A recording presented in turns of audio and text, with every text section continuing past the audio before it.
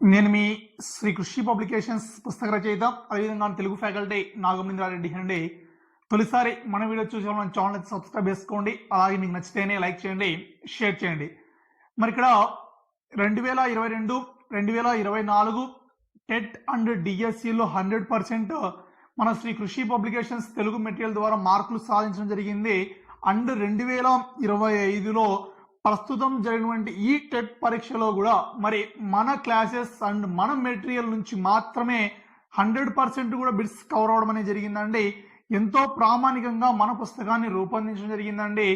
మరి ఆ బిట్స్ అనేవి గతంలో వచ్చిన ప్రతి ప్రశ్న పత్రాలను కూడా మనము ఎక్స్ప్లెనేషన్ చేసుకుందాం. అండ్ ఇక్కడ డిఎస్సిని దృష్టిలో పెట్టుకుని మరి 13వ తేదీ 6వ నెల 2025లో మనకు తెలుగు సంబంధించి డిఎస్సిలో ఏ ప్రశ్నలు అయితే వచ్చాయో ఆ ప్రశ్నలు మనం ఇక్కడ వివరణాత్మకంగా వివరించుకోవడం అనేది జరుగుతుంది.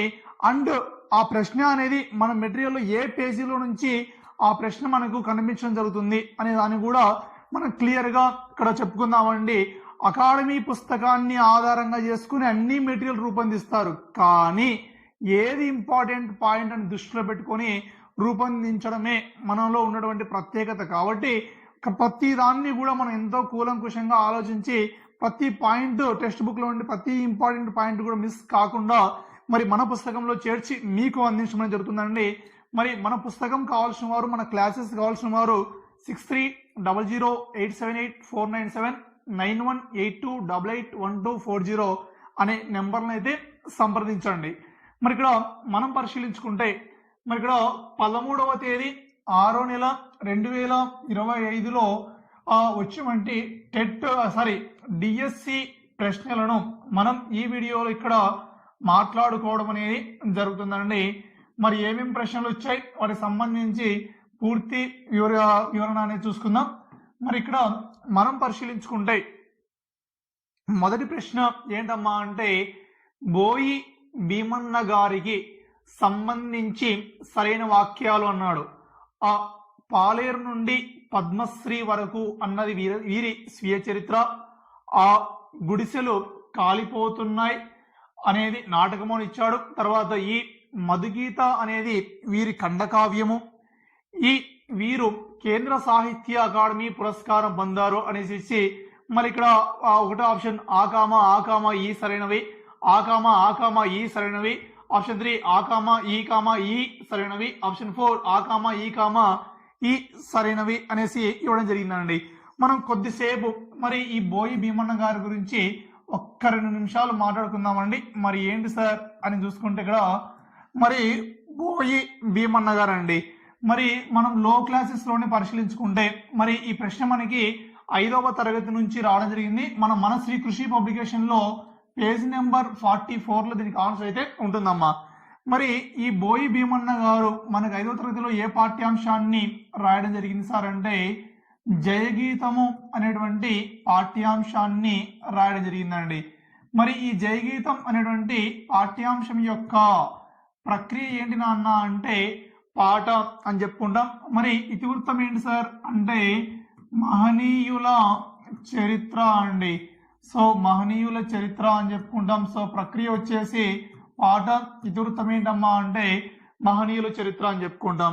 మరి అదే విధంగానే ఈ జయగీతాన్ని పాట రాసినటువంటి ఈ బోయి భీమన్న గారి యొక్క స్వీయ చరిత్ర పేరేంటి సార్ అంటే పాలేరు నుంచి పద్మశ్రీ వరకు అనేది ఎవరి యొక్క స్వీయ చరిత్ర సార్ అంటే బోయి భీమన్న గారి యొక్క స్వీయ చరిత్ర పేరేంటి నాన్న అంటే పాలేరు నుంచి పద్మశ్రీ వరకు అని చెప్పుకుంటాం.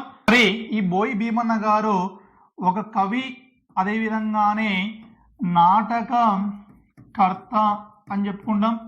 మరి ఈ బోయి భీమన్న గారి యొక్క రచనలు ఏమున్నాయి సార్ అని మనం పరిశీలించుకుంటే ఇతని యొక్క రచనలు ఏంటమ్మా అంటే పాలేరు, అదేవిధంగానే కూలి రాజు అంటే ఏమి రాశాడు సార్ అని చూసుకుంటే నాటికలు రాయడం జరిగిందమ్మా. సో పాలేరు కూలిరాజు అంటే నాటికలు రాశాడు. అండ్ ఇక్కడ మనం పరిశీలించుకుంటే గుడిసెలు కాలిపోతున్నాయి అండి. ఏంటి నాన్న గుడిసెలు కాలిపోతున్నాయి అని చెప్పుకుంటాం. అదే విధంగానే ఇంకా ఏమున్నాయి నాన్న అంటే మధుగీత వంటి ఖండ కావ్యాలను కూడా రాయడం అనేది జరిగిందండి. సో ఏంటి నాన్న ఖండ కావ్యాలు అండి. సో గుడిసెలు కాలిపోతున్నాయి, తర్వాత మధుగీత అనేవి ఏమవుతాయి ఖండ కావ్యాలు అవుతాయి. పాలేరు కూలిరాజు అనేవి నాటికలు అవుతాయి. మరి ఈ పాలేరు నుంచి పద్మశ్రీ వరకు అనేది స్వీయ చరిత్ర అవుతుంది. మరి ఇతనికి సంబంధించి మనం పరిశీలించుకుంటే ఇతను పద్యం, అదేవిధంగానే పాట, అదేవిధంగానే వచనం, ఈ మూడింటిలో కూడా ఇతన్ని మనము సిద్ధహస్తులు అని చెప్పుకోవచ్చండి. ఏ మూడింటిలోనన్నా పద్యము, పాట, వచనం, ఈ మూడింటిలో సిద్ధహస్తులుగా ఎవరిని చెప్పుకుంటాం సార్ అంటే బోయి భీమన్న గారిని చెప్పుకుంటాం. అండ్ ఇంకా మనకు సంబంధించి పరిశీలించుకుంటే ఇతనికి ఏమైనా అవార్డు వచ్చిందా సార్ అంటే కేంద్ర సాహిత్య అకాడమీ అవార్డు కూడా ఇతనికి లభించడం అనేది జరిగిందండి. సో ఏ అవార్డు వచ్చిందా అన్న కేంద్ర సాహిత్య అకాడమీ అవార్డు అనేది రావడం జరిగింది. మరి ఇక్కడ ఆప్షన్స్ పరిశీలించుకుందాం. మరి ఏమిచ్చాడు పాలేరు నుండి పద్మశ్రీ వరకు అన్నది వీరి స్వీయ చరిత్ర. మరి ఎస్ కరెక్ట్ అండి. మరి బోయి భీమన్న గారి యొక్క స్వీయ చరిత్ర ఏంటి నాన్న పాలేరు నుంచి పద్మశ్రీ వరకు అని చెప్పుకుంటాం. అంటే అనేది ఇక్కడ సరైన సమాధానం అనేది అవుతుంది. కాబట్టి మరి అనేది ఎక్కడైతే ఉందో ఆ ఆప్షన్స్ అన్నీ కూడా మనకు సంబంధించి కరెక్ట్ అవుతాయండి. మరి ఇందులోనూ ఉంది, ఇందులోనూ ఉంది, ఇందులో లేదు. కాబట్టి ఆప్షన్ 3 అనే దాన్ని మనం ఎలిమినేట్ చేసేద్దాం. మరి ఆప్షన్ 3 అనేది మన ఆన్సర్ అవ్వదు. అంటే 25% క్లియర్ అయిపోయింది. మరి ఇక్కడ ఆప్షన్ 4లో కూడా ఉంది. కాబట్టి నెక్స్ట్ చూద్దాం. మరి నెక్స్ట్ ఏమన్నాడమ్మా అంటే ఇచ్చాడండి. గుడిసెలు కాలిపోతున్నాయి అనేది వీరి నాటకం అని ఇచ్చాడు. మరి గుడిసెలు కాలిపోతున్నాయి అనేది బోయి భీమన్న గారి యొక్క నాటకం అవుతుందా? అవ్వదు. బోయి భీమన్న గారి యొక్క నాటకాలు ఏమేమి ఉన్నాయి? పాలేరు కూలిరాజు, ఇవి రెండు మాత్రమే నాటకాలు అవుతాయి. గుడిసెలు కాలిపోతున్నాయి అనేది ఖండకావ్యం అవుతుంది. కాబట్టి మరి అనేది ఇక్కడ ఏంటి సార్ అంటే రాంగ్ ఆన్సర్ అనేది అవుతుంది. కాబట్టి రెండవ అనేది ఎక్కడైతే ఉందో ఆ ఆప్షన్స్ అన్ని ఏం చేయాలన్నా తీసేయాల్సి ఉంటుందండి. మరి ఇక్కడ రెండవ ఉంది కాబట్టి మరి ఆప్షన్ 1 అవుతుందా? అవ్వదు. So clear. మరి ఆప్షన్ 2లో కూడా రెండవ ఉంది కాబట్టి ఇది కూడా అవుతుందా? అవ్వదు. తీసే. మరి మిగిలింది అండి ఆప్షన్ 4 ఈ. ఇందులో రెండవ లేదు కాబట్టి మరి 3 ఆన్సర్లు పక్కకు పోయాయి. మిగిలింది ఇదే కాబట్టి మన ఆన్సర్ ఏంటన్నా అంటే ఆప్షన్ 4 అండి. మరి ఇక్కడ ఆప్షన్ 3 ఏమిచ్చాడమ్మా అంటే మధుగీత వీరి ఖండకావ్యం అని చెప్పాడు. మరి మనం చెప్పుకున్నాం కదా అండి. సో గుడిసెలు కాలిపోతున్నాయి, మధుగీత అనేటువంటి ఖండకావ్యాలు రాశాడు అనేసి. మరి మధుగీత అనేది ఏమవుతుందమ్మా అంటే ఖండకావ్యం. అంటే అనేది కరెక్ట్ ఆన్సర్. మరి అందులో అనేది ఉందండి. తర్వాత వీరు కేంద్ర సాహిత్య అకాడమీ పురస్కారం పొందాడు. మరి చెప్పుకున్నాం కదా ఇతనికి కేంద్ర సాహిత్య అకాడమీ పురస్కారం లభించడం అనేది జరిగిందండి. సో ఇది ఈ ప్రశ్నకు సంబంధించినటువంటి ఇన్ఫర్మేషన్ అమ్మా. మరి నెక్స్ట్ వన్ ఏంటి సార్ అని మనం పరిశీలించుకుంటే మరి ఇక్కడ ఏమి ఇచ్చాడు సార్ అంటే పద్యపాదాలకు సరైన క్రమం గుర్తించండి అని ఇచ్చాడండి. 4 పద్యపాదాలు ఇచ్చాడు, వాటిని ఆర్డర్లో పెట్టమన్నాడమ్మా.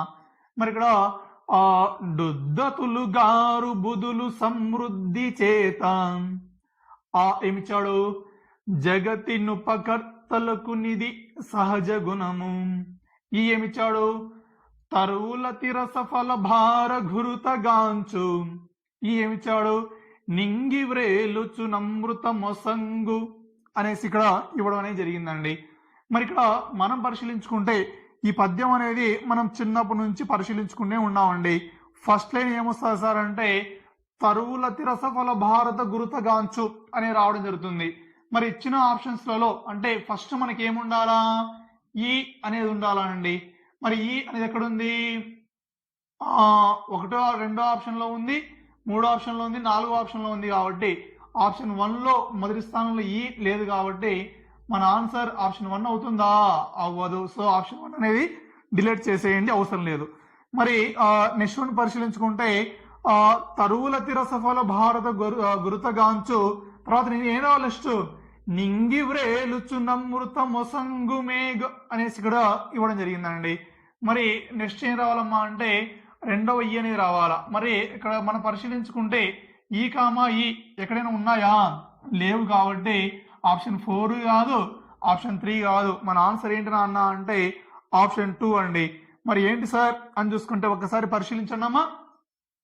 తరువుల తిరస ఫలభార ఘృతగాంచు నింగి వ్రేలుచు నమృత మొసంగు డుద్దతులుగారు బుధులు సమృద్ధి చేత జగతి ఉపకర్తలకు నిధి సహజ గుణము అనేసి ఇవ్వడం జరిగిందండి. మరి దాని ఆన్సర్ ఏంటన్నా అంటే ఆప్షన్ 2 అనేది ఆ ప్రశ్నకు సమాధానం అనేది అవుతుందండి. సో దానికి సంబంధించమ్మా. మరి నెక్స్ట్ వన్ ఏంటి సార్ అని చూసుకుంటే ఇక్కడ మరి మూడవ క్వశ్చన్ అండి. ఏమిచ్చాడమ్మా? ఆ క్షణమున పక్షి వాహనుడు సాక్షాత్కరించి విభక్షులకు రాక్షసులను శిక్షించెను. ఈ వాక్యంలోని అలంకారం అన్నాడు. ఆప్షన్ 1 లాటానుప్రాస, ఆప్షన్ 2 అంత్యానుప్రాస, ఆప్షన్ 3 వృత్యానుప్రాస, ఆప్షన్ 4 చేకానుప్రాస అని ఇవ్వడం జరిగిందండి.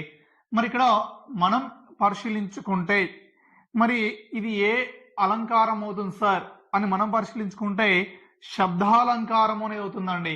మరి ఇక్కడ ఇచ్చిన అన్ని అలంకారాలు కూడా శబ్దాలంకారాలు ఇచ్చారు సార్, మరి నువ్వేం చెప్పాలా అనొచ్చండి. మరి ఇక్కడ శబ్దాలంకారం అవుతుంది. అందులోని ఏ అలంకారం సార్ అంటే అనుప్రాస. ఈ 4 కూడా అనుప్రాసకు సంబంధించినవే ఇచ్చిన ఆప్షన్స్ కూడా. మరి ఇక్కడ ఆ క్షణమున పక్షి వాహనుడు సాక్షాత్కరించి విపక్షులకు రాక్షసులను శిక్షించెను. ఈ వాక్యంలోని అలంకారము అన్నాడు. మరి దీనికి సమాధానం ఏంటమ్మా అంటే వృత్యానుప్రాసాలంకారం అనేది సమాధానం అవుతుంది. ఎట్లా సార్ అంటే ఏదైనా ఒక హల్లు కానీ అంతకంటే ఎక్కువ హల్లులు కానీ ఒక వాక్యంలో ఎక్కువ సార్లు పునరావృతమైతే అంటే మళ్ళీ మళ్ళీ వస్తే దానిని ఏమంటారమ్మా అంటే వృత్యానుప్రాసాలంకారం అంటారండి. మరి ఆ క్షణమున అన్నప్పుడు ఇక్కడ క్ష వచ్చింది, పక్షి అన్నప్పుడు క్షి వచ్చింది, సాక్షాత్కరించి అన్నప్పుడు క్ష వచ్చింది, విపక్షులకు అన్నప్పుడు క్షు వచ్చింది, రాక్షసులను అన్నప్పుడు క్ష వచ్చింది, మరి శిక్షించను అన్నప్పుడు క్షి అనేది రావడం జరిగింది. మరి ఈ క్ష అనేది మనకు ఏ అక్షరం అవుతుంది సార్ అంటే సంయుక్తాక్షరం అనే అవుతుంది. అంటే సంయుక్తాక్షరము అంటే ఏంటమ్మా అంటే ఒక హల్లుకి వేరొక హల్లు అనేది ఒత్తుగా వస్తే దాన్ని ఏమంటారమ్మా అంటే సంయుక్తాక్షరము అంటారండి. మరి క్ష యొక్క అసలు రూపం ఏంటి నాన్న అంటే ఇక్కు ప్లస్ ఇష్ ప్లస్ ఆ అని చెప్పుకుంటాం. మరి ఇందులో ఈ ఇక్కు ఇష్ అటువంటి ఈ హల్లులతో కూడినటువంటి ఈ క్ష అనేది మనకు ఇక్కడ ఈ వాక్యంలో ఎక్కువ సార్లు వచ్చింది కాబట్టి ఇది ఏ అలంకారం అమ్మా అంటే వృత్యానుప్రాసాలంకారం అనేది అవుతుంది నాన్న. ఓకేనా అమ్మా? ఓకే మేడం గారు, ఓకే సార్. నెక్స్ట్ వన్ ఏంటమ్మా? డైరెక్ట్ బిట్ అండి. మన మెటీరియల్ లో 9th క్లాస్ లో పేజ్ నెంబర్ 199 లో డైరెక్ట్ క్వశ్చన్ ఉంటుందమ్మా. మీరు ఓపెన్ చేసి చూసుకున్నా కూడా సేమ్ ఎగ్జాంపుల్ తో వృత్యానుప్రాసాలంకారం కింద ఎగ్జామ్స్ కూడా మీకు పొందుపరిచాను. డైరెక్ట్ క్వశ్చన్ అనేది రావడం జరిగిందండి. మరి నెక్స్ట్ వన్ ఏంటి సార్ అని చూసుకుంటే ఇక్కడ రాముడు కామ హయము కామ గోడ అనుమని ఇచ్చాడు. ఆప్షన్ 1 త్రికాలు, ఆప్షన్ 2 ధృత ప్రకృతికాలు, ఆప్షన్ 3 కళలు, ఆప్షన్ 4 ఆమ్రేడితాలు అని ఇవ్వడం జరిగిందమ్మా. మరి ఆప్షన్ 1 ఏమిచ్చాడు? త్రికాలు అని ఇచ్చాడండి. మరి త్రికాలు అంటే మనకి ఏమేమి ఉన్నాయి? ఆ, ఈ, ఏ అనేటువంటి ఈ 3 సర్వనామాలనే మనం ఏమని చెప్పుకుంటాం సార్ అంటే త్రికాలు అని చెప్పుకుంటామండి. మరి అవేమి ఇచ్చాడు అమ్మ? అవేమి ఇవ్వలేదండి. సో ఆప్షన్ 1 త్రికాలు అవుతుందా అమ్మ? అవ్వదు అండి. So clear. తర్వాత ఆప్షన్ 2 ఏమిచ్చాడు? ధృత ప్రకృతికాలు అని ఇచ్చాడండి. ధృతం అంటే ఏంటి నాన్న అంటే నకారంబు ధృతంబు అని చెప్పుకుంటాం. అంటే నా అనేటువంటి వర్ణంతో అంతమయ్యేటువంటి ఆ పదాలనే అంటే ఇన్ అనేటువంటి ఈ వర్ణంతో అంతమయ్యే పదాలనే ఏమంటారు నాన్న అంటే ధృత ప్రకృతికాలు అంటారండి. సో ధృతం చివర వచ్చే పదాలను ఏమంటారు నాన్న? ధృత ప్రకృతికాలు అంటారమ్మా. అంటే ఈ ఇన్ను గాని నువ్వు గాని ఇవి చివర వచ్చినప్పటికీ అండ్ వాటి యొక్క అర్థం కూడా మారకుండా ఉండాలంటే ఈ ఇన్ అనే దాన్ని ఉంచినా తీసివేసినా ఆ పదం యొక్క అర్థం మారకపోతేనే వాటిని ఏమంటారు? ధృత ప్రకృతికాలు అంటారు. ఎగ్జాంపుల్ చెప్పాలంటే చేతన్, చేన్, కొరకున్, అందున్, నన్, కిన్, కున్ ఇలా చెప్పుకుంటాం కదా అండి. అవన్నీ ఏమవుతాయి మాస్టర్ గారు ఇక్కడ అంటే ధృత ప్రకృతికాలు అవుతాయి. మరి అలాంటివి ఏవి కూడా రాలే అండి. ఈ పదాలకు ఎక్కడ కూడా మనం చివరిలో ఇన్ను గాని నువ్వు గాని చేర్చలేదు కాబట్టి అది ధృత ప్రకృతికం అనేది అవ్వదమ్మా. మరి ఆప్షన్ 4 ఏమిచ్చాడు నాన్న అంటే కలలు అని ఇచ్చాడండి. కలలు అంటే ఏంటి? ధృత ప్రకృతికాలు కాని పదాలనే మనం ఏమని చెప్పుకుంటాం సార్ అంటే కలలు అని చెప్పుకుంటామండి. సో ధృత ప్రకృతికాలు కాని పదాలను ఏమంటారమ్మా? కలలు అంటారు. అంటే లైక్ ఎగ్జాంపుల్ చెప్పాలంటే ఇక్కడ చెప్పించాడు కదా అండి, రాముడు, హయము, గోడ, చెట్టు, మేడ, పేడ ఇలాంటివన్నీ ఏమవుతాయి నాన్న అంటే కలలు అనేవి అవుతాయండి. సో మన ఆన్సర్ ఏంటమ్మా? కలలు అనేది మన ఆన్సర్. తర్వాత ఆమ్రేడితాలని ఇచ్చాడు. ఆమ్రేడితం అంటే ఏంటి? వచ్చిన పదమే మళ్ళీ రెండవసారి వస్తే ఆ రెండవ పదమునే మనం ఏమని చెప్పుకుంటాం సార్ అంటే ఆమ్రేడితము అని చెప్పుకుంటామండి. ఎగ్జాంపుల్ చెప్పాలంటే ఆహా ప్లస్ ఆహా అంటాను. మరి ఆహా ప్లస్ ఆహా అన్నప్పుడు అందులో ఆ రెండవసారి వచ్చినటువంటి ఆహా అనే పదం ఏమవుతుందమ్మా? ఆమ్రేడితం అని అవుతుంది. ఎక్కడుంది సార్ అంటే మన వ్యాకరణ పుస్తకంలో పేజ్ నెంబర్ 12లో ఈ ప్రశ్నకు సమాధానం అనేది ఉంటుందండి. సో క్లియర్ అమ్మా. తర్వాత నెక్స్ట్ వన్ పరిశీలిద్దాం. నెక్స్ట్ వన్ ఏమిచ్చాడమ్మా అంటే కింది వాణిలో గేయం ప్రక్రియకు చెందిన పాఠాలు అని ఇచ్చాడు. ఆప్షన్ 1 ఇట్ ఈస్ పండుగ కొండవాగు. ఆప్షన్ 2 మంచి బహుమతి ఆంధ్ర వైభవం. ఆప్షన్ 3 ముగ్గుల్లో సంక్రాంతి సత్యమహిమ. ఆప్షన్ 4 గాంధీ మహాత్ముడు మా ఊరి ఏరు అని ఇచ్చాడు. మనం ఒక్కొక్క ఆప్షన్ ని క్లియర్ గా మాట్లాడుకుందామండి. మరి ఇక్కడ ఆప్షన్ 1 ఇట్ ఈస్ పండుగ అని ఇచ్చాడండి. మరి ఇట్ ఈస్ పండుగ అనేటువంటి ఈ పాఠ్యాంశం యొక్క ప్రక్రియ ఏంటమ్మా? చెప్పండి మేడం గారు. మరి ఇట్ ఈస్ పండుగ పాఠ్యాంశం యొక్క ప్రక్రియ ఏంటమ్మా అంటే సంభాషణ అని చెప్పుకుంటాం. మరి ఇదే పాఠ్యాంశం యొక్క ఇతివృత్తం ఏంటి సార్ అని మనం పరిశీలించుకుంటే సంస్కృతి సాంప్రదాయాలు అనేది ఈ పాఠ్యాంశం యొక్క ఇతివృత్తంగా చెప్పుకుంటామండి. సో ప్రక్రియ వచ్చేసి సంభాషణ, ఇతివృత్తం ఏంటి సార్ అంటే సంస్కృతి సాంప్రదాయాలు. మరి ఈ ఇట్ ఈస్ పండుగ అనేటువంటి ఈ పాఠ్యాంశాన్ని రాసిన వ్యక్తి ఎవరమ్మా? గిడుగు వెంకట రామమూర్తి గారు పంతులు గారిని చెప్పడం అనేది జరుగుతుంది. అంటే గిడుగు పంతులు గారిని చెప్పుకుంటామండి. తర్వాత రెండోది ఏమి ఇచ్చాడు? కొండవాగు అని ఇచ్చాడండి. మరి కొండవాగు అన్నాం. మరి ఈ కొండవాగు పాఠ్యాంశం యొక్క ప్రక్రియ ఏంటమ్మా? చెప్పండి అన్న. లేక. మరి ఈ పాఠ్యాంశం యొక్క ఇతివృత్తం ఏంటి సార్ అంటే ప్రకృతి వర్ణన అని చెప్పుకుంటామండి. ఏంటి నాన్న? ప్రకృతి వర్ణన. మరి ఈ కొండవాగు పాఠ్యాంశాన్ని రాసినటువంటి కవి ఎవరమ్మా అంటే చెరుకుపల్లి జమదగ్ని శర్మ గారిని చెప్పుకుంటామండి. ఎవరమ్మా? చెరుకుపల్లి జమదగ్ని శర్మ గారిని చెప్పుకుంటాం. మరి ఈ చెరుకుపల్లి జమదగ్ని శర్మ గారి యొక్క కలం పేరే ఏంటమ్మా అంటే జమదగ్ని అని చెప్పడం అనేది జరుగుతుందండి. మరి ఈ ఇట్ ఈస్ పండుగ, కొండవాగు ఇవన్నీ మనకి లో క్లాసెస్ లోని రావడం అనేది జరుగుతుందండి. సో క్లియర్ నాన్న. తర్వాత రెండో ఆప్షన్ అంటే ఆప్షన్ 1 లో ఎక్కడ గేయం అనేది లేదు కాబట్టి ఆప్షన్ 1 అనేది మన ఆన్సర్ అవ్వదండి. మరి ఆప్షన్ 2 ఏమిచ్చాడు? మంచి బహుమతి అని ఇచ్చాడండి. మరి ఈ మంచి బహుమతి అనేటువంటి ఈ పాఠ్యాంశం యొక్క మరి ప్రక్రియ ఏంటి సార్ అని చూసుకుంటే ఈ మంచి బహుమతి పాఠ్యాంశం యొక్క ప్రక్రియ ఏంటి సార్ అని చూసుకుంటే ఇక్కడ మరి పాఠ్యాంశం యొక్క ప్రక్రియ ఏంటమ్మా అంటే సంభాషణ అని చెప్పుకుంటాం. మరి ఈ పాఠ్యాంశం యొక్క ఇతివృత్తం ఏంటి సార్ అంటే పఠనాభిలాష అని చెప్పుకుంటామండి. ఏంటి నాన్న? పఠనాభిలాష అనేది ఇతివృత్తంగా చెప్పుకుంటాం. మరి నెక్స్ట్ వన్ ఏమి ఇచ్చాడు? ఆంధ్ర వైభవం అని ఇచ్చాడమ్మా. మరి ఈ ఆంధ్ర వైభవం పాఠ్యాంశం యొక్క ప్రక్రియ ఏంటి సార్? మేడం గారు చెప్పాలమ్మా. గేయము.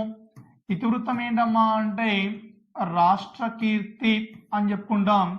మరి ఈ పాఠ్యాంశాన్ని రాసినటువంటి కవి ఎవరు సార్ అంటే కొండేపూడి లక్ష్మీనారాయణ గారిని చెప్పుకుంటామండి. ఎవరు నాన్న?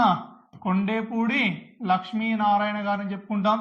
మరి కొండేపూడి లక్ష్మీనారాయణ గారు రాసినటువంటి రచనలు ఏమున్నాయి సార్ అంటే స్మృతులు, గేయాలు, పాడరావో తెలుగువాడ అనేటువంటి రచన చేసినటువంటి వ్యక్తి ఎవరమ్మా అంటే కొండేపూడి లక్ష్మీనారాయణ అమ్మ. మరి ఆప్షన్ 3 ఇక్కడ ఇందులో ఎక్కడ మనకు గేయం అని గేయం సంబంధించి ఒకటి వచ్చింది కానీ మంచి బహుమతి రాలేదు కాబట్టి మన ఆన్సర్ అవుతుందా? అవ్వదు నాన్న. సో ఆప్షన్ 2 కూడా కాదమ్మా. మరి ఆప్షన్ 3 ఏమిచ్చాడు? ముగ్గుల్లో సంక్రాంతి అన్నాడు. మరి ముగ్గుల్లో సంక్రాంతి పాఠ్యాంశం యొక్క ప్రక్రియ ఏంటమ్మా అంటే వ్యాసము అని చెప్పుకుంటాం. మరి ఈ ముగ్గుల్లో సంక్రాంతి పాఠ్యాంశం యొక్క ఇతివృత్తం ఏంటి సార్ అంటే సంస్కృతి సాంప్రదాయాలు అనేది ఆ పాఠ్యాంశం యొక్క ఇతివృత్తంగా చెప్పడం అనేది జరుగుతుందండి. సో ఇది దానికి సంబంధించమ్మా. మరి నెక్స్ట్ వన్ ఏమి ఇచ్చాడమ్మా? సత్యమహిమ అండి. మరి ఆ సత్యమహిమ అనేటువంటి పాఠ్యాంశం యొక్క ప్రక్రియ ఏంటి? మరి గేయ కథ అని చెప్పుకుంటాం. ఇతివృత్తం ఏంటమ్మా అంటే నైతిక విలువలు అని చెప్పడం అనేది జరుగుతుంది. మరి ఈ సత్యమహిమ అనేటువంటి పాఠ్యాంశాన్ని రాసినటువంటి కవి ఎవరు సార్ అంటే అవధాని రమేష్ గారిని చెప్పుకుంటాం. ఈయన ఎక్కడ జన్మించాడమ్మా అంటే కర్నూలు జిల్లా అవుకు అగ్రహారంలో జన్మించాడు. ఇతను ఎన్నవ శతాబ్దానికి చెందిన వ్యక్తి అమ్మా అంటే 20వ శతాబ్దానికి చెందినటువంటి వ్యక్తిగా చెప్పుకుంటాం. ఇతని యొక్క రచనలు ఏమున్నాయి సార్ అంటే కాసుల పేరు, ప్రతీకారం, 3 మంచి కథలు అని చెప్పుకుంటాం. ఇతని యొక్క తల్లిదండ్రులు ఎవరమ్మా అంటే సావిత్రమ్మ సుబ్రహ్మణ్య శాస్త్రి గారిని చెప్పడం అనేది జరుగుతుందండి. సో ఇది దానికి సంబంధించి. మరి నెక్స్ట్ వన్ ఏంటమ్మా అని చూసుకుంటే ఇక్కడ మరి ఆప్షన్ 3లో మనకి ఎక్కడా కూడా గేమ్ లేదు కాబట్టి ఆప్షన్ 3 కూడా ఆన్సర్ అవ్వదు. మరి ఏంటి? ఆప్షన్ 4. మరి ఆప్షన్ 4 ఏమి ఇచ్చాడమ్మా అంటే గాంధీ మహాత్ముడు అని ఇచ్చాడు. మరి గాంధీ మహాత్ముడు పాఠ్యాంశం యొక్క ప్రక్రియ ఏంటమ్మా అంటే ఇతివృత్తం. ఆ ప్రక్రియ వచ్చేసి గేయం. ఇతివృత్తం ఏంటమ్మా అంటే మహనీయుల చరిత్ర అని చెప్పడం జరుగుతుంది. మరి ఈ పాఠ్యాంశాన్ని రాసినటువంటి కవి ఎవరు సార్ అంటే బసవరాజు. So clear. తర్వాత ఏమిచ్చాడు? మా ఊరి ఏరు అని ఇచ్చాడమ్మా. మరి మా ఊరి ఏరు పాఠ్యాంశం యొక్క ప్రక్రియ ఏంటి నాన్న? గేయం. మరి ఇతివృత్తం ఏంటమ్మా అంటే ప్రకృతి వర్ణన అని చెప్పడం జరుగుతుంది. మరి ఈ పాఠ్యాంశాన్ని రాసినటువంటి కవి ఎవరు సార్ అంటే మధురాంతకం రాజారాం అని చెప్పుకుంటామండి. సో ఎవరు నాన్న? మధురాంతకం రాజారాం అని చెప్పుకుంటామండి.